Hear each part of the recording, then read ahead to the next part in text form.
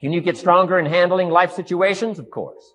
But you got to go to work on yourself. You can't blame out there wishing it was easier. Wish you were stronger.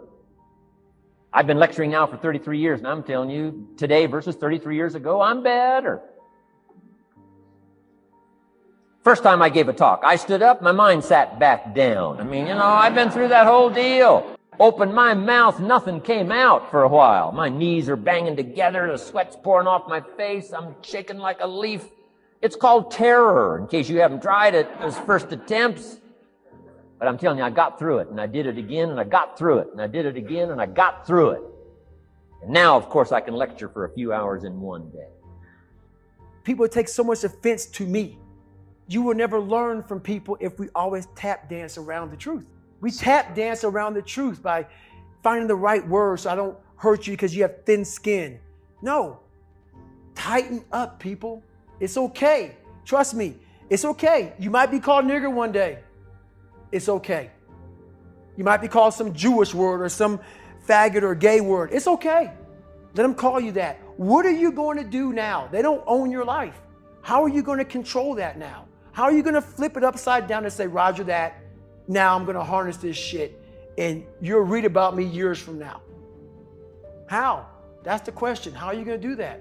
If you have any mental toughness, any ability, if you have any fraction of self-discipline, the ability to not want to do it but still do it. People have a hard thing understand. I hate to run. And what makes me so crazy, it doesn't anymore, is people go, well, why do you run if you hate it? What are you talking about? I don't want to take showers and eat either. I hate that too. That's life, man. It wasn't until I changed that mentality that I became somebody. I hated going to school, so guess what? I was dumb as shit. That's what, 1 + 1 is 2.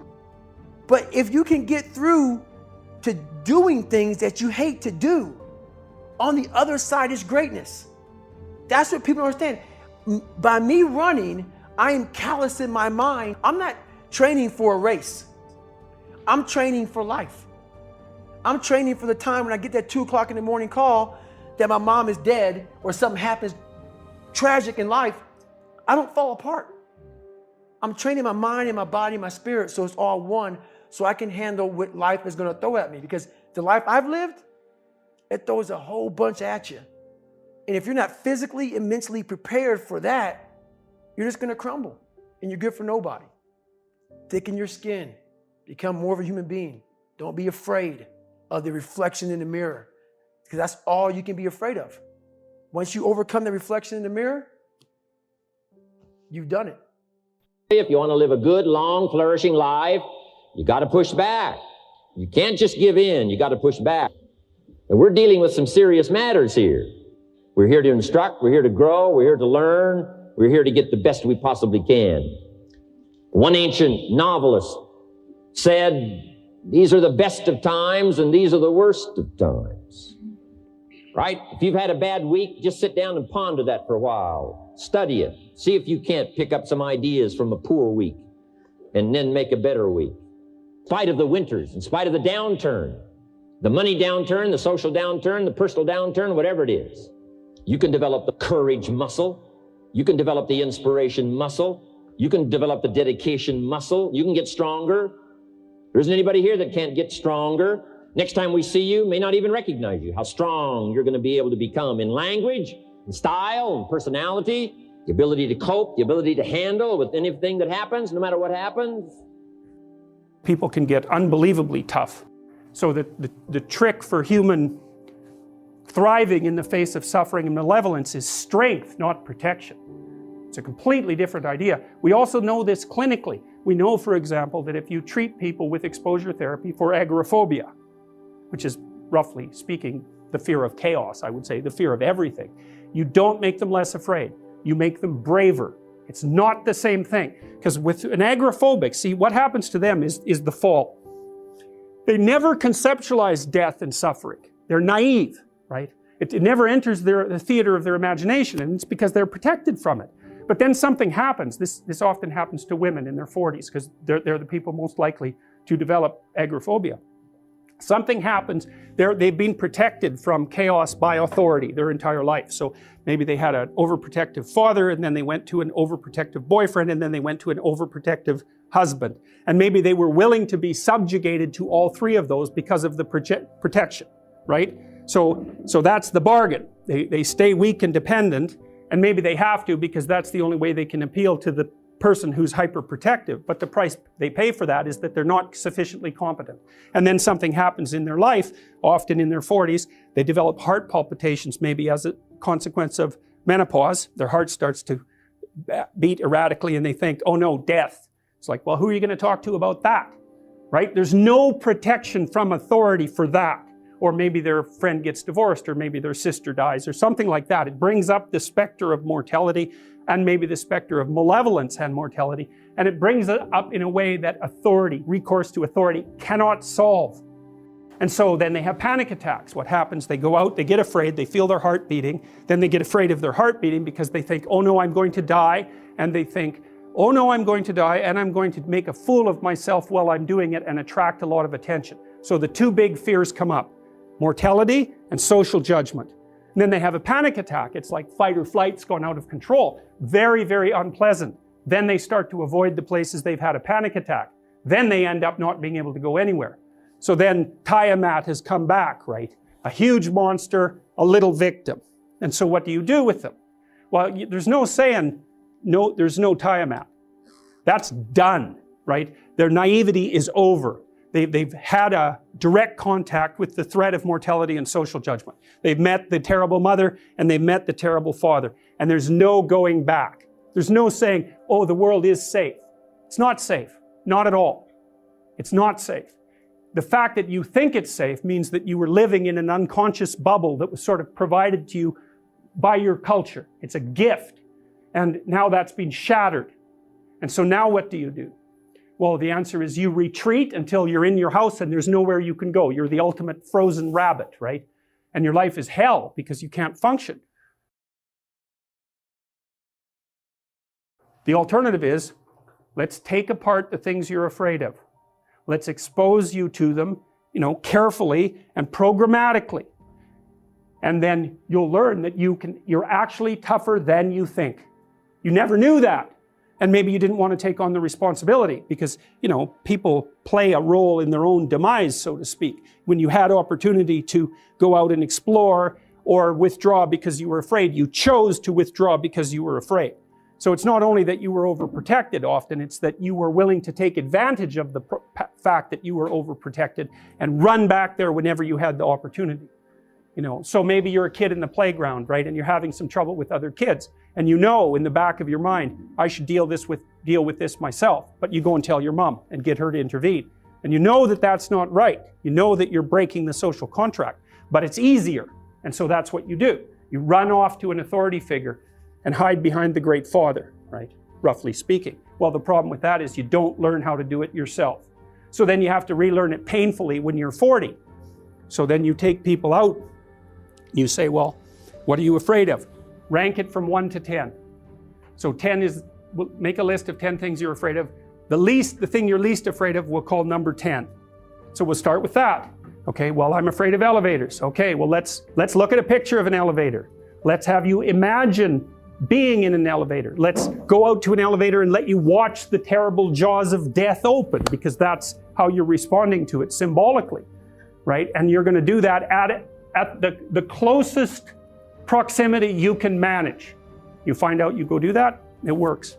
You're nervous as hell, especially from an anticipatory perspective. Shaking. You go out, you stop, you watch it happen, and you actually calm down. You do that 10 times and it no longer bothers you. Well, what you've learned that you didn't die, but more importantly than that, you've learned that you could withstand the threat of death. That's what you've learned. And then you move a little closer, and then you move a little closer, and then you move a little closer, and finally you're back in what's no longer the elevator from a symbolic perspective. It's a tomb, right? It's a place of enclosure and isolation. And you learn, turns out I can withstand that. And then you're much more together, much more confident.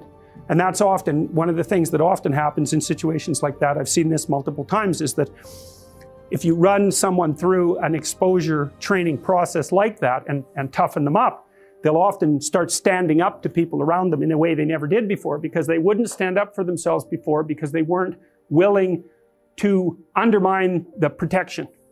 See, if you're protecting me, I can't bother you because I can't afford to forsake your protection. So if I'm going to play that game, I'm going to hide behind you, then I can't challenge you. So that's no good, because that's sometimes why people, you see this with guys very frequently, they're still deathly afraid of their father's judgment when they're in their 30s or 40s. It's like, well, why? No, because they still want to believe that there's someone out there that knows. And so they're willing to accept the subjugation because it doesn't force them to challenge the idea that there's someone out there that knows. Because that's the advantage of having your father as a judge, right? Because he knows. Well, what if he doesn't? What if no one knows any better than you? Well, that's a rough thing. You don't, until you realize that, you're not an adult, right? That's really technically the point of realization of adulthood, is that no one actually knows what you should do more than you do. I mean, it's a horrible realization, because what the hell do you know? It's a terrible realization, and people will often pick slavery, permanent slavery, to the spirit of the Great Father, let's say, over that realization, and it's completely understandable. But the problem with it is that there's more to you than you think, and so if you continue to hide behind that figure, then you never have a chance to understand that there's more to you than you think, far more to you than you think. Maybe there's enough to you so that you can actually withstand the threat of mortality without collapsing. Maybe even withstand the threat of malevolence without collapsing. Who knows? It's certainly possible. And mental toughness is the ability to handle enormous setbacks. You'll find that every winner, like Lance Armstrong, can handle the fall or the cancer and handle it because they have the mental toughness to continue to persevere. The problem traits are ones I worry about, because in our society, we live in a skin-deep celebrity culture, and we have this lack of self-control. We have people that are off the wall, they get angry, there's road rage, job rage, every kind of rage, air rage. Everyone gets upset all the time over trifles. People look at me and say, you big, fat, dumb klutz, we hate you, your religion, your mother, and your country. I said, really?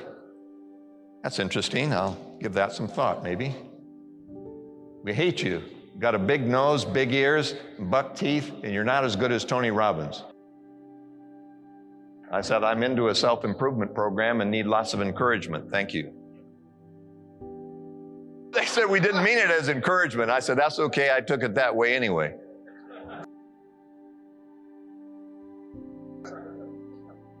I haven't been angry in 20 years. No one's tried to kill me.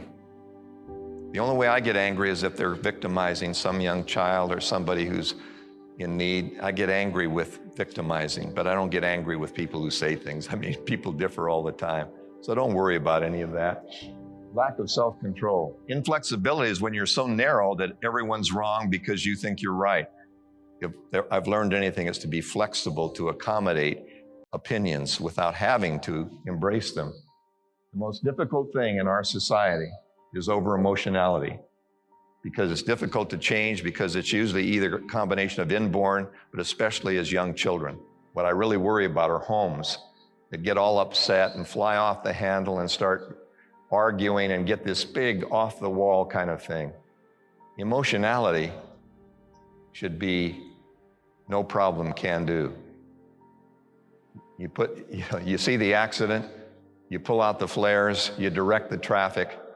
The time to really get cool is when things are really tough. And the people who are overly emotional can really be swayed by the media and the sound bites. I want to set myself free. I'm tired of having the media control me. You'll never outgrow the limitations. You'll only set new ones within which you must live. Everyone has an income limitation. They believe they're only worth so much. Add a zero. I dare you to add a zero on your income. You'll find that you're as good as the best, but no better than the rest, but as good as the best.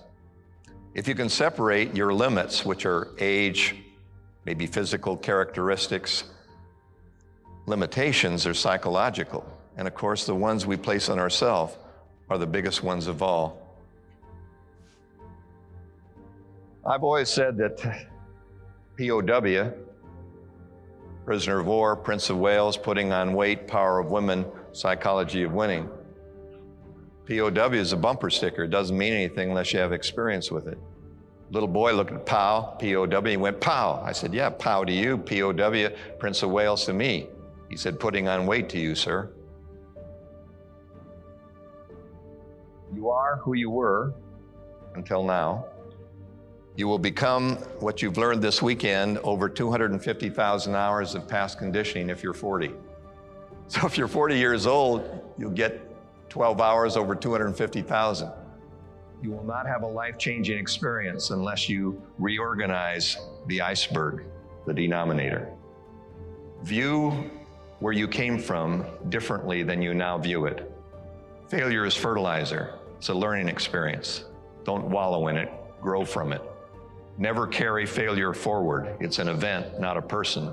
There are no failures. There are just learning experiences. Future behavior is based on re-recording on top of the old conditioning, which you cannot erase. New information. You've got the brains, you've got the stamina, you've got the vitality, you've got the interest, you've got your life ahead of you, you've got the future. You can do it. If anybody can do it, you can do it. If one of us can do it, hey, we all can do it. If we can read, you can read. If we can change, you can change. If we can figure it out, you can figure it out. If we can turn it around, you can turn it around. There isn't anything you can't accomplish.